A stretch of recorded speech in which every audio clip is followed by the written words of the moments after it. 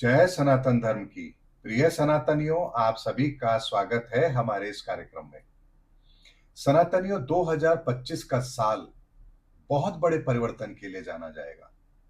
एक परिवर्तन तो हम देख चुके हैं कि कलयुग समाप्त हो चुका है और धर्म युग आरंभ हो चुका है। लेकिन इस परिवर्तन के हम प्रमाण क्या देखेंगे? ये परिवर्तन किन-किन क्षेत्रों में एप्लीकेबल होगा? इसी बात की सारी व्याख्या मैं आप लोगों के सामने आज वीडियो के माध्यम से कर भी रहा हूं। सनातनियों, 2025 का परिवर्तन हम सबके जीवन में हर क्षेत्र में होने वाला है। आध्यात्मिक परिवर्तन भी हम स्पष्ट तौर पर देखेंगे। यानी जो हमारी मान्यताएं हैं, जिन क्रियाओं को आज तक हम करते आ रहे हैं, अब आप उसका तुलनात्मक अध्ययन भी करेंगे कि आखिर इन चीजों को करने के बाद भी अगर हमारी समस्या वैसे की वैसे है, तो आखिर हमें किन चीजों को समझना है, किन विचारधारा को अपने जीवन में शामिल करना है, ताकि हम अपना जीवन बेहतर बना पाए। तो ऐसे में आध्यात्मिक परिवर्तन भी 2025 से बहुत तेज गति से इस संसार पर एप्लीकेबल होगा। उसके अतिरिक्त सामाजिक परिवर्तन भी इस संसार के अंदर एप्लीकेबल होगा। यानी कि हमारे परिवार के प्रति जो नजरिए हैं, आज की जो वर्तमान परिस्थितियां हैं, जहां बच्चे अपने माता-पिता को किस तरह से उनके साथ व्यवहार कर रहे हैं और माता-पिता विवश हैं अपने बच्चों के उस व्यवहार को सहन करने के लिए। ये सामाजिक परिवर्तन भी हम 2025 के अंदर ही बहुत तेजी से समाज के अंदर आते हुए देखेंगे। यानी सामाजिक बुराइयों पर भी एक बहुत बड़ा प्रहार इस धर्म युग के अंदर हम सबके जीवन में होने वाला है। उसके अतिरिक्त एक आर्थिक परिवर्तन भी हम अपने जीवन में देखेंगे। यानी धन दौलत कमाने के बाद भी यदि हम अशांत हैं, दुखी हैं, परेशान हैं और ये पैसा भी यदि हमारे को संतुष्टि नहीं दे रहा है, तो फिर ऐसे पैसे का फायदा क्या? क्या इस पैसे के अलावा भी हम कहीं और से आत्मसंतुष्टि ढूंढ सकते हैं? ऐसे में हमारा आर्थिक परिवर्तन भी यहाँ जरूर होगा और हम धन को अपने जीवन में उतना ही महत्व देंगे जितना उसे दिया जाना चाहिए। यानी अगर एक व्यक्ति है जो बहुत योग्य है, लेकिन उसके पास धन नहीं है, दूसरा व्यक्ति है जो अयोग्य है लेकिन उसके पास धन है, तो ये समाज उस धनी व्यक्ति को महत्व देता है, उस व्यक्ति को महत्व नहीं देगा जिसके पास गुण है।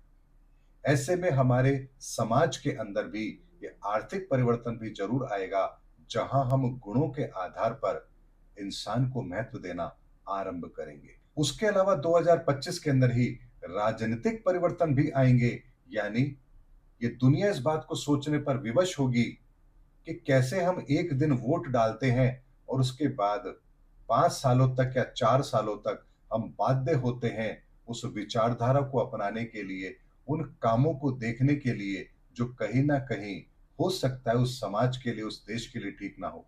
क्योंकि जिस तरह से अमेरिका, रशिया, चाइना और भी दुनिया के कई राष्ट्र हैं, जहां पर वर्तमान के अंदर उनके शीर्ष नेतृत्व कुछ ऐसे कार्य कर रहे हैं जो कहीं न कहीं उस देश को बहुत पीछे ले जा रहे हैं और न जाने कितने नागरिक अपनी जान गंवा रहे हैं।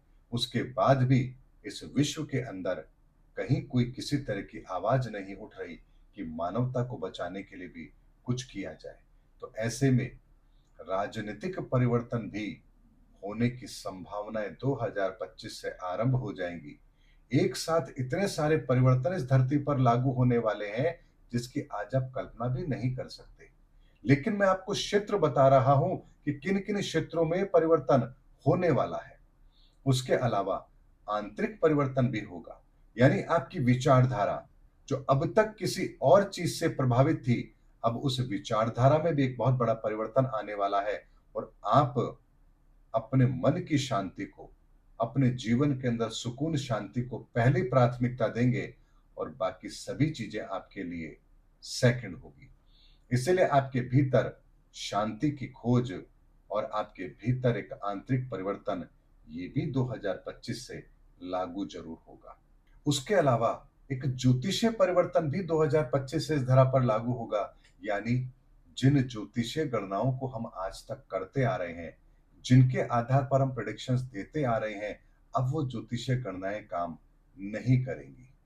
यहाँ पर हमें ज्योतिष को भी ऊर्जाओं के लेवल पर समझना पड़ेगा, कर्म सिद्धांत पर इसको समझना पड़ेगा और नया सनातन ज्योतिष का सिद्धांत, संहिता और होरा हमारे जीवन में शामिल किया जाएगा, ये बात भी निश्चित है। इसीलिए ज्योतिष के क्षेत्र में भी बहुत बड़ा परिवर्तन ज़रूर होगा।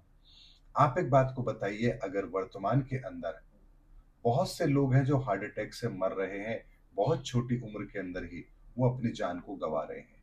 तो क्या उनकी कुंडलियों में कोई ऐसा योग बन रहा है जो उनको अकस्मात मृत्यु दे रहा है? क्या केदारनाथ के अंदर जो त्रासदी आई, क्या वहां पर जितने भी लोग थे, क्या उन सब की कुंडलियों में मृत्यु योग बन रहा था?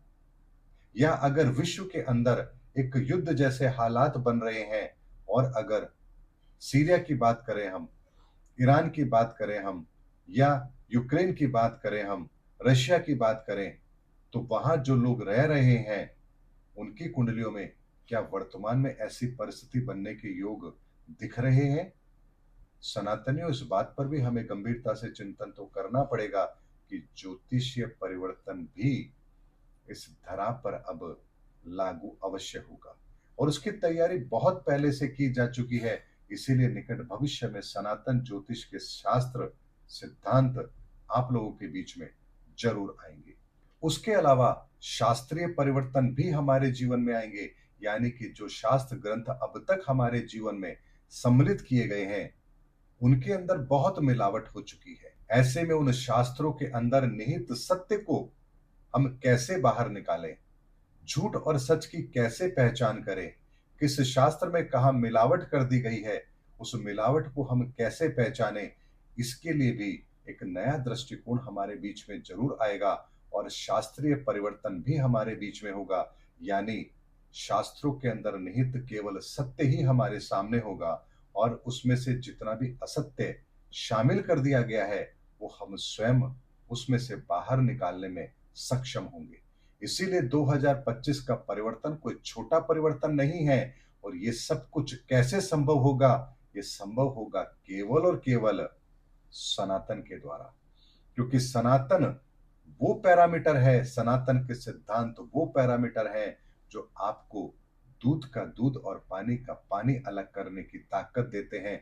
इसीलिए सनातन का विज्ञान वो विज्ञान है जिस विज्ञान को कोई जुटला नहीं सकता। जो विज्ञान कहीं प्रमाणित ना हो ऐसा हो नहीं सकता। जो विज्ञान सनातन का आपके वर्तमान विज्ञान को भी परिभाषित करता हो, ऐसा महान सनातन का विज्ञान अब 2025 में इस दुनिया के सामने आने वाला है। और इतना समझिए कि जब असली मार्केट में हो तो नकली ज्यादा दिन रह नहीं सकता। इसीलिए सनातनियों, इस बात को समझिए, 2025 का साल एक बहुत बड़े परिवर्तन का साल है। इस परिवर्तन के साल को हल्के में लेने की गलती जो करेगा, वो इस परिवर्तन के दौर से न जाने कहाँ विलुप्त हो जाएगा, उसको खुद को भी पता नहीं होगा।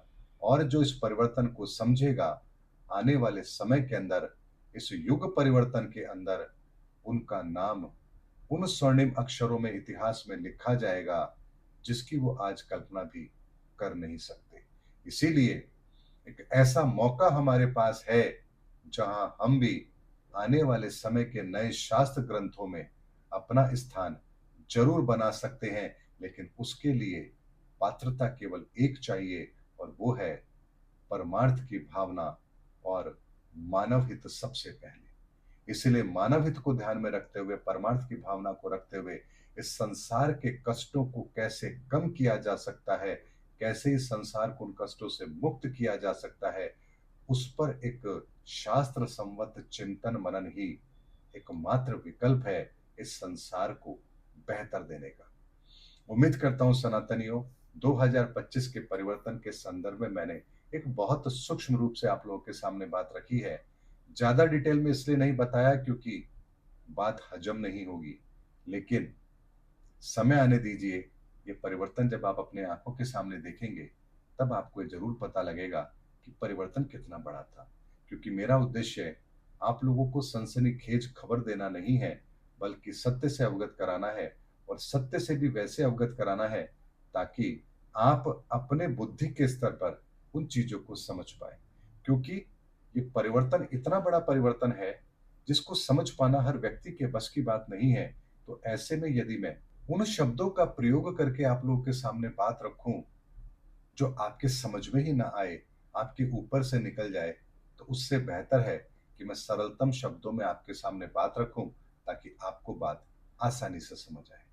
उम्मीद करता हूं सनातनियों, मेरा वीडियो आपको जरूर अच्छा लगा होगा। अगले वीडियो में आपसे फिर भेंट होगी, तब तक हमारे चैनल पर बने रहिए। जय सनातन धर्म की, जय सनातन विश्व, जय धर्म युग की।